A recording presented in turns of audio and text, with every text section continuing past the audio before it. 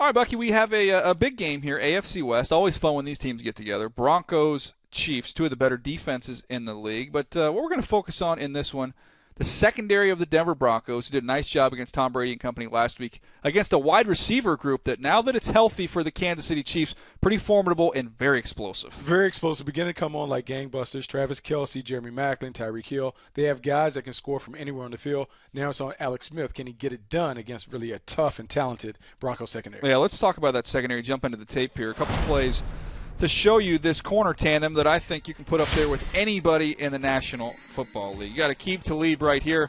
This is what I love about him, Bucky. He can play up, he can play off. You can use him against a big, physical, talented receiver like a Julio Jones. That is a violent cut by Julio Jones. Normally you would create a ton of separation right there. He stays right on the hip, gets that left arm out in front, breaks up a pass.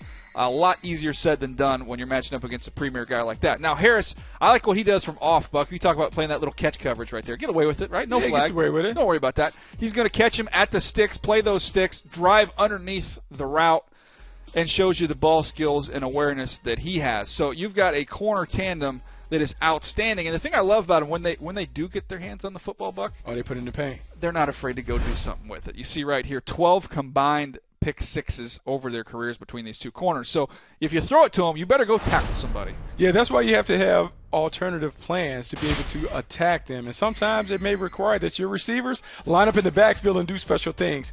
Tyreek Hill has been one of the more explosive players we've seen enter the league. This is a guy that is terrific when he gets the ball in his hands. Here we see him on a little cutback, counter play. Woo! This is a wide receiver that they move to running back on special occasions.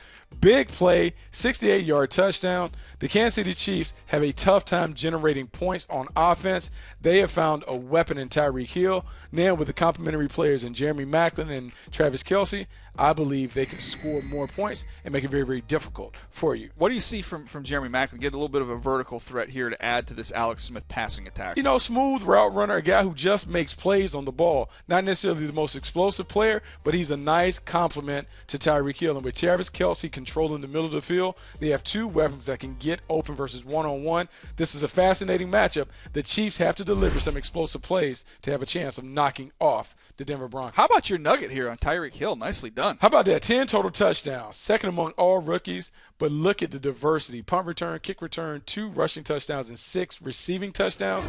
He can score from anywhere on the field. If I'm Kansas City and I'm Andy Reid, I got to find a way to get him 10 touches in this game. All right, we need to pick this game, and you just laid it out. You just made the case for why the Chiefs are going to win this I game. made the case ahead, for the Kansas City Chiefs. Pick the Chiefs. I just don't feel good after that emotional loss. I'm going to think the Denver Broncos find a way to get a win.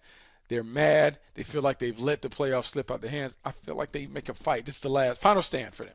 So when NBA players make a three-pointer, what is it that they do, Buck? I mean, just pull the three up to some of them, put it up there. So when you're the Broncos and you score 3 points, the same thing? Because 3 points is not going to be enough against Kansas City in this game. I like the Chiefs to win this game. I think it is relatively low scoring. Both good defenses. They keep it close. They keep it tight. They keep it low scoring. But the Chiefs end up with a win.